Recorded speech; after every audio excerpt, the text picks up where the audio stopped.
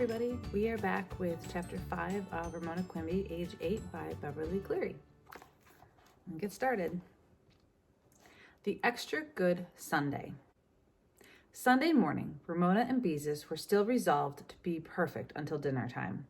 They got up without being called, avoided arguing over who should read Dear Abby's advice first in the paper, complimented their mother on her French toast, and went off through the drizzly rain to Sunday school, neat, combed, and bravely smiling. Later, they cleaned up their rooms without being told. At lunchtime, they ate without complaint the sandwiches they knew were made up of ground up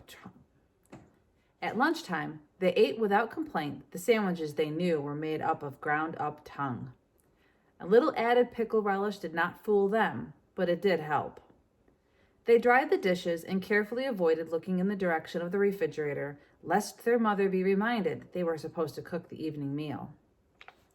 Mr. and Mrs. Quimby were good-humored. In fact, everyone was so unnaturally pleasant that Ramona almost wished someone would say something cross. By early afternoon, the question was still hanging in the air. Would the girls really have to prepare dinner? Why doesn't somebody say something? Ramona thought, weary of being so good, weary of longing to forgive her mother for the raw egg in her lunch. Well, back to the old foot, said Mr. Quimby, as he once more settled himself on the couch with drawing pad and pencil and pulled off his shoe and sock. The rain finally stopped. Ramona watched for dry spots to appear on the sidewalk and thought of her roller skates in the closet. She looked into Beezus' room and found her sister reading. Ramona knew Beezus wanted to telephone Mary Jane, but had decided to wait until Mary Jane called to ask why she had not come over. Mary Jane did not call. The day dragged on. When dry spots on the concrete in front of the Quimby's house widened until moisture remained only in the cracks of the sidewalk, Ramona pulled her skates out of her closet. To her father, who was holding a drawing of his foot at arm's length to study it, she said, "Well, I guess I'll go out and skate." "Aren't you forgetting something?" he asked. "What?" asked Ramona, knowing very well what. "Dinner," he said. The question that had hung in the air all day was answered. The matter was settled. "We're stuck," Ramona told Beezus. "Now we can stop being so good." The sisters went into the kitchen, shut the door, and opened the refrigerator.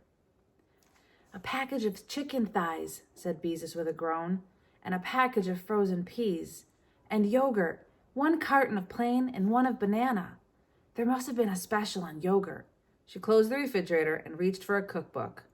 "I could make place cards," said Ramona as Beezus frantically flipped pages. "We can't eat place cards," said Beezus. "Besides, cornbread is your job because you brought it up." Both girls spoke in whispers. There was no need to let their parents, their mean old parents, know what was going on in the kitchen. In her mother's recipe file, Ramona found the card for cornbread written in Mr. Quimby's grandmother's shaky handwriting, which Ramona found difficult to read. "I can't find a recipe for chicken thighs," said Beezus. "Just whole chicken. All I know is that Mother bakes thighs in the flat glass dish with some kind of sauce. Mushroom soup mixed with something and with some kind of little specks stirred in." Ramona remembered that much from watching her mother. Beezus opened the cupboard of canned goods. "But there isn't any mushroom soup," she said. "What are we going to do?" "Mix up something wet," suggested Ramona. "It would serve them right if it tasted awful."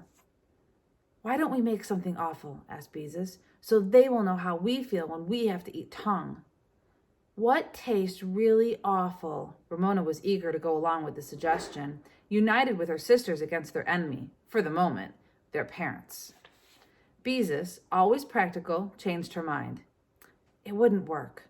We have to eat it too, and they're so mean we'll probably have to do the dishes besides. Anyway, I guess you might say our honor is at stake because they think we can't cook a good meal." Ramona was ready with another solution. "Throw everything in one dish." Beezus opened the package of chicken thighs and stared at them with distaste. "I can't stand touching raw meat," she said as she picked up a thigh between 2 forks. "Do we have to eat the skin?" asked Ramona. "All those yucky little bumps?" Beezus found a pair of kitchen tongs. She tried holding down a thigh with a fork and pulling off the skin with her tongs.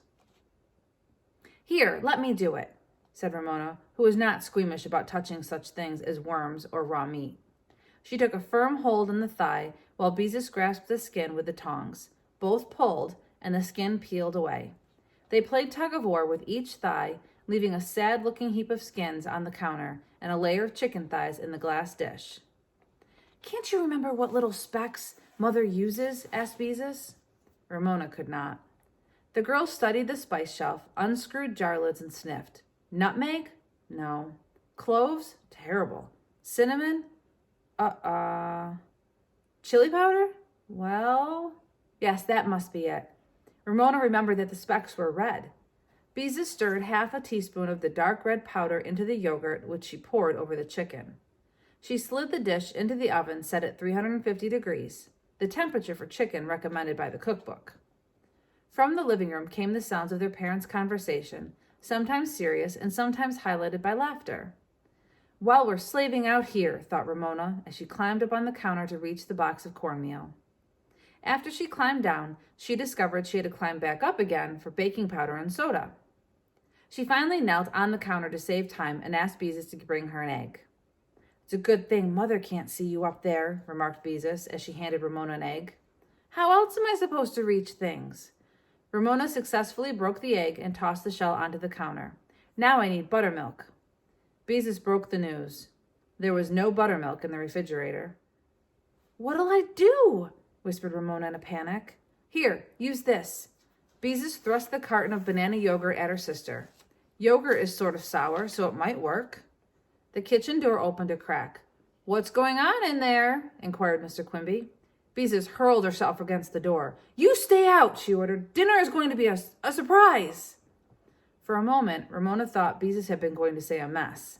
She stirred egg and yogurt together, measured flour, spilling some on the floor, and then discovered she was short of cornmeal.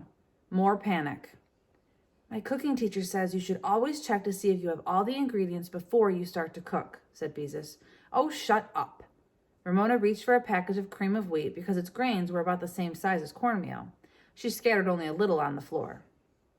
Something was needed to sop up the sauce with the little red specks when the chicken was served. Rice. The spilled cream of wheat grated underneath Beezus's feet as she measured rice and boiled water according to the directions on the package. When the rice was cooking, she slipped into the dining room to set the table and then remembered they had forgotten salad. Salad! Carrot sticks would be quickest. Beezus began to scrape carrots into the sink. Yipe! Yelled Ramona from the counter. The rice! The lid of the pan was chittering. Beezus snatched a large pan from the cupboard and transferred the rice. Do you girls need any help? Mrs. Quimby called from the living room. No! Answered her daughters. Another calamity. The cornbread should bake at 400 degrees, a higher temperature than that was needed for the chicken. What was Ramona to do? Stick it in the oven anyway. Beez's face was flushed. In went the cornbread beside the chicken. Dessert, whispered Beezus. All she could find was a can of boring pear halves. Back to the cookbook. Heat with a little butter and serve with jelly in each half, she read. Jelly. Well, half a jar of apricot jam would have to do. The pears and butter went into the saucepan. Never mind the syrup spilled on the floor. Beezus! Ramona held up the package of peas. Beezus groaned. Out came the partially cooked chicken while she stirred the thawing peas into the yogurt and shoved the dish back into the oven. The rice! They had forgotten the rice, which was only beginning to stick in the pan. Quick, take it off the burner. How did their mother manage to get everything cooked at the right time? Put the carrot sticks on a dish. Pour the milk. Candles, Beezus whispered.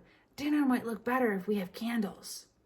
Ramona found 2 candle holders and 2 partly melted candles of uneven length. One of them had been used in a Halloween jack-o'-lantern. Beezus struck the match to light them, because although Ramona was brave about touching raw meat, she was skittish about lighting matches. Was the chicken done? The girls anxiously examined their main dish, bubbling and brown around the edges. Beezus stabbed a thigh with a fork, and when it did not bleed, she decided it must be done. A toothpick pricked into the cornbread came out clean.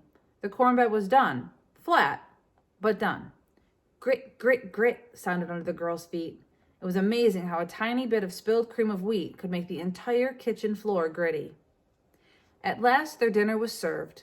The dining room light turned off, dinner announced, and the cooks, tense with anxiety that was hidden by candlelight, fell into their chairs as their parents seated themselves. Was this dinner going to be edible?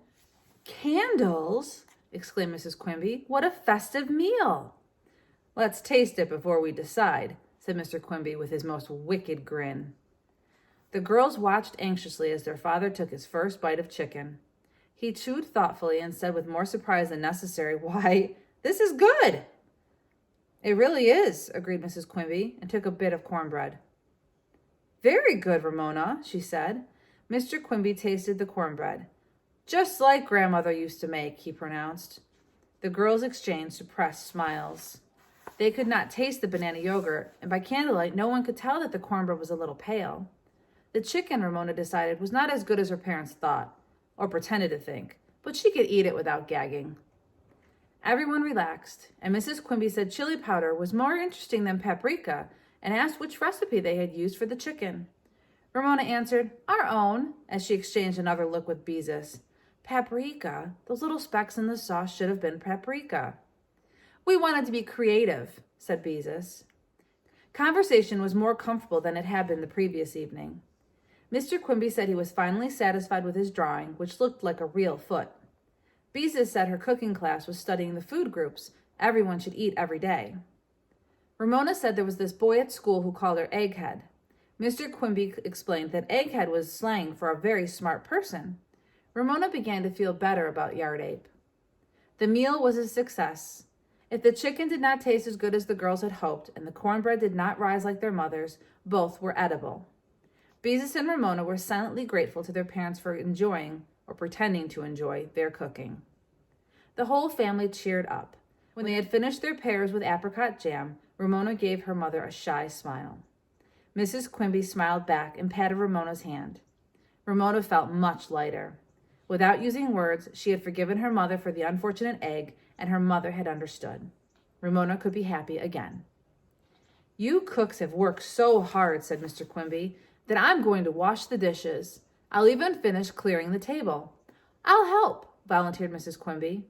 The girls exchanged another secret smile as they excused themselves and skipped off to their rooms before their parents discovered the pile of chicken skins and the broken eggshell on the counter, the carrot scrapings in the sink, and the cream of wheat, flour, and pear juice all over the floor. That was the end of Chapter 5. We'll see you next time for Chapter 6. Have a great day.